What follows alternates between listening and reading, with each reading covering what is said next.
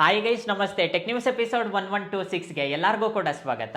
ಇವತ್ತಿನ tech news start ಮಾಡೋದಕ್ಕಿಂತ ಮುಂಚೆ ಇದುವರೆಗೂ ನೀವೇನಾದರೂ ನಮ್ಮ ಚಾನಲ್ಗೆ ಸಬ್ಸ್ಕ್ರೈಬ್ ಮಾಡ್ಕೊಂಡಿಲ್ಲ ಅಂದರೆ ಕೆಳಗಡೆ ಸಬ್ಸ್ಕ್ರೈಬ್ ಬಟನ್ ಇರುತ್ತೆ, ಸಬ್ಸ್ಕ್ರೈಬ್ ಮಾಡ್ಕೊಳ್ಳಿ. ಈ ವಿಡಿಯೋ ನಿಮಗೆ ಇಷ್ಟ ಆಯಿತು ಅಂದರೆ ಲೈಕ್ ಮಾಡೋದನ್ನ ಮಾತ್ರ ಮರಿಬೇಡಿ.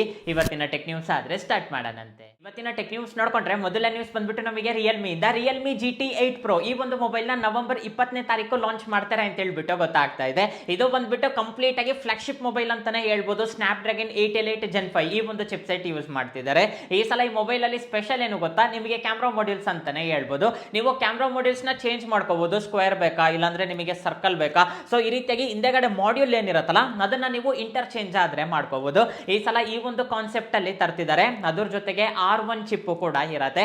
ಫಸ್ಟ್ ಟೈಮ್ ಅಂತಾನೆ ಹೇಳ್ಬೋದು. ನಿಮಗೊಂದು ಡೆಡಿಕೇಟೆಡ್ ಚಿಪ್ ಇರುತ್ತೆ. ಇವಾಗ IQ ಮೊಬೈಲ್ಸ್ ಅಲ್ಲಿ ಗೇಮಿಂಗ್ ಅಂತಾನೆ ಒಂದು ಡೆಡಿಕೇಟೆಡ್ ಚಿಪ್ ಇರುತ್ತಲ್ಲ, ಅದೇ ರೀತಿ ರಿಯಲ್ಮಿ ಅವರು ಕೂಡ ನಿಮಗೆ ಫ್ಲಾಗ್ಶಿಪ್ ಪ್ರೊಸೆಸರ್ ಜೊತೆಗೆ ಇನ್ನ ಒಂದು R1 ಚಿಪ್ ಅಂತ ಹೇಳ್ಬಿಟ್ಟು ತರ್ತಿದ್ದಾರೆ. ಪರ್ಫಾರ್ಮೆನ್ಸ್ ನ ಇದು ಇನ್ನ ಚೆನ್ನಾಗಿ ಬೂಸ್ಟ್ ಮಾಡುತ್ತೆ ಅಂತ ಹೇಳ್ಬಿಟ್ಟು ಇವ್ರು ಆದ್ರೆ ಹೇಳ್ತಿದ್ದಾರೆ. ಹಾಗೆ ಬಂದ್ಬಿಟ್ಟು 200 ಮೆಗಾ ಪಿಕ್ಸೆಲ್ ಕ್ಯಾಮ್ರಾನು ಕೂಡ ಇರುತ್ತೆ.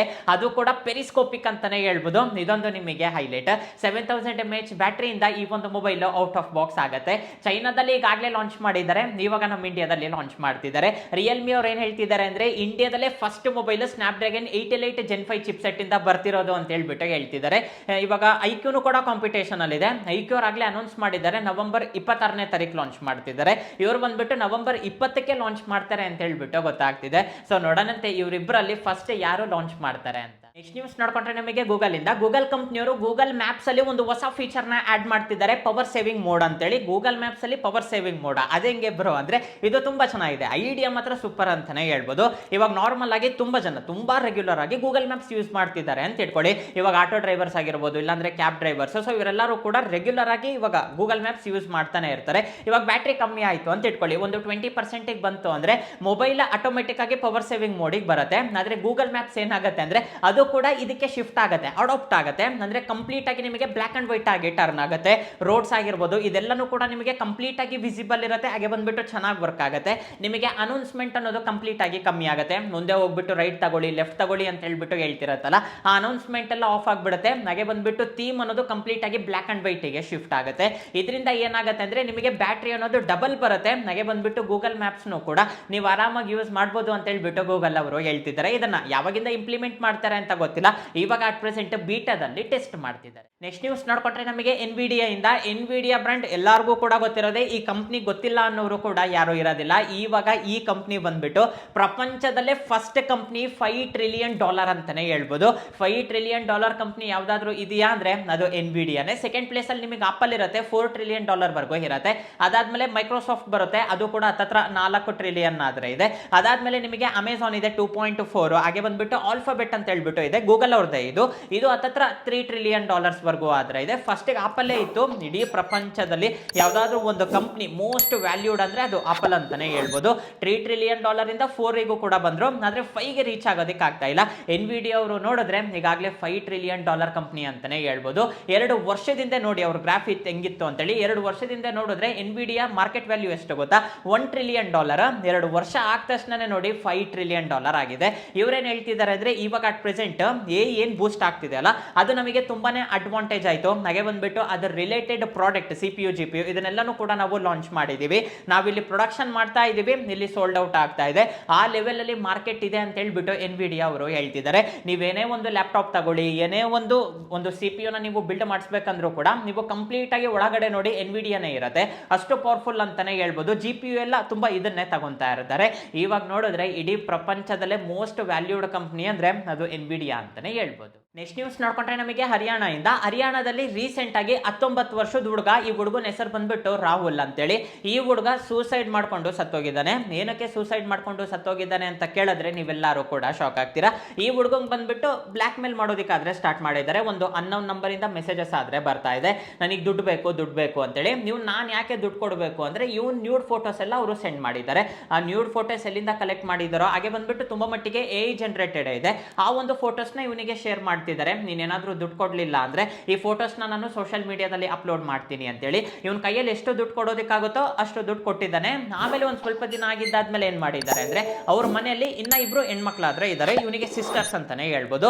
ಅವ್ರ ಫೋಟೋಸ್ನ ನ್ಯೂಡ್ ಮಾಡಿದ್ದಾರೆ, ಕಂಪ್ಲೀಟ್ ಆಗಿ ನ್ಯೂಡ್ ಫೋಟೋಸ್ ಮಾಡಿದ್ದಾರೆ. ಅದನ್ನು ಕೂಡ ಇವನಿಗೆ ಕಳಿಸ್ಬಿಟ್ಟು ಬ್ಲಾಕ್ ಮೇಲ್ ಮಾಡೋದಕ್ಕಾದ್ರೆ ಸ್ಟಾರ್ಟ್ ಮಾಡಿದ್ದಾರೆ. 20,000 ಕೊಡು ಅಂತ ಹೇಳ್ಬಿಟ್ಟು ಕೇಳ್ತಿದ್ದಾರೆ. ಇವನ ಹತ್ರ ದುಡ್ಡಿಲ್ಲ, ದುಡ್ಡಿದ್ರೆ ಕೊಡ್ತಾನೆ, ಇವನ ಹತ್ರ ದುಡ್ಡೇ ಇಲ್ಲ. ಇವಾಗ ನೋಡಿದ್ರೆ ನೀನ್ ಏನಾದ್ರೂ ದುಡ್ಡು ಕೊಡ್ಲಿಲ್ಲ ಅಂದ್ರೆ ನಾನು ಸೋಷಿಯಲ್ ಮೀಡಿಯಾದಲ್ಲಿ ಹಾಕ್ತೀನಿ ಅಂತ ಹೇಳ್ಬಿಟ್ಟು ಹೆದರಿಸ್ತಾ ಇದ್ದಾರೆ. ಕೊನೆಗೆ ಇವನೇನ್ ಮಾಡ್ಕೊಂಡಿದ್ದಾನೆ ಅಂದ್ರೆ ಸೂಸೈಡ್ ಮಾಡ್ಕೊಂಡು ಸತ್ತೋಗಿದ್ದಾನೆ.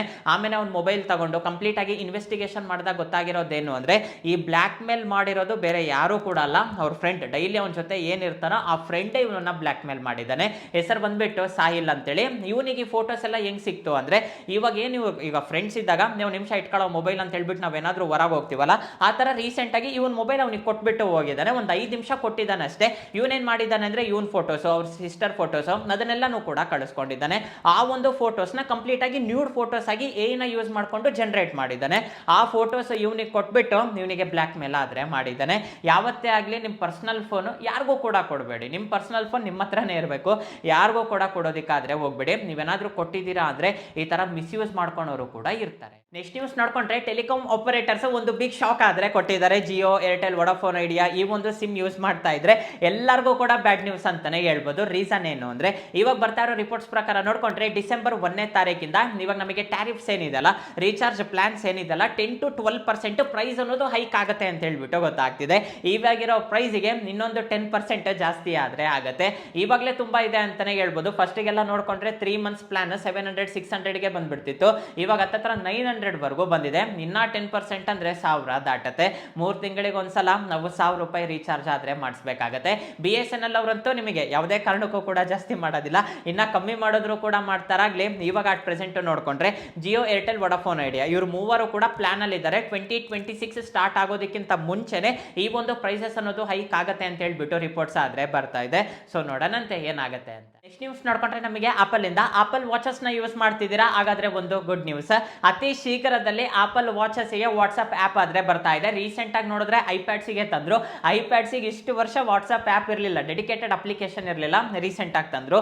ಇವಾಗ ಆಪಲ್ ವಾಚಸ್ ಗೂ ಕೂಡ ಬರುತ್ತೆ ಅಂತ ಹೇಳ್ಬಿಟ್ಟು ಗೊತ್ತಾಗ್ತಿದೆ. ಆಪಲ್ ವಾಚಸ್ ಅಲ್ಲಿ ಹೆಂಗೆ ಅಂದ್ರೆ ಇವಾಗ ನೋಟಿಫಿಕೇಶನ್ ಬರುತ್ತೆ, ಅಲ್ಲಿಂದ ನೀವು ರಿಪ್ಲೈ ಕೊಡ್ಬೋದು, ಆದ್ರೆ ಫುಲ್ ಫ್ಲೆಕ್ಸ್ ಆಗಿ ಯೂಸ್ ಮಾಡೋದಕ್ಕಾದ್ರೆ ಆಗೋದಿಲ್ಲ.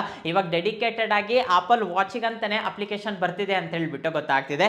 ಇದು ಕೂಡ ಇವಾಗ ಅಟ್ ಪ್ರೆಸೆಂಟ್ ವರ್ಕಿಂಗ್ ಅಲ್ಲಿ ಇದೆ, ಯಾವಾಗ ತರ್ತಾರೆ ಅಂತ ಗೊತ್ತಿಲ್ಲ. ಸೊ ಇಷ್ಟೇ ಗೈಸ್ ಇವತ್ತಿಗೆ ಇಂಟ್ರೆಸ್ಟಿಂಗ್ ಅನ್ಸಿರೋ ಟೆಕ್ ನ್ಯೂಸ್ ಆದ್ರೆ ಈ ವಿಡಿಯೋ ನಿಮಗೆ ಇಷ್ಟ ಆಯ್ತು ಅನ್ಕೊಂತೀನಿ. ಈ ವಿಡಿಯೋ ನಿಮಗೆ ಇಷ್ಟ ಆಗಿದ್ರೆ ಲೈಕ್ ಮಾಡಿ, ಶೇರ್ ಮಾಡಿ. ಹಾಗೆ ಕೆಳಗಡೆ ಸಬ್ಸ್ಕ್ರೈಬ್ ಬಟನ್ ಇರುತ್ತೆ, ಸಬ್ಸ್ಕ್ರೈಬ್ ಮಾಡ್ಕೊಳೋದನ್ನ ಮಾತ್ರ ಮರಿಬೇಡಿ. ನೆಕ್ಸ್ಟ್ ವಿಡಿಯೋದಲ್ಲಿ ಮೀಟ್ ಆಗೋಣಂತೆ. ಅಲ್ಲಿವರೆಗೂ ಬಾಯ್ ಬಾಯ್.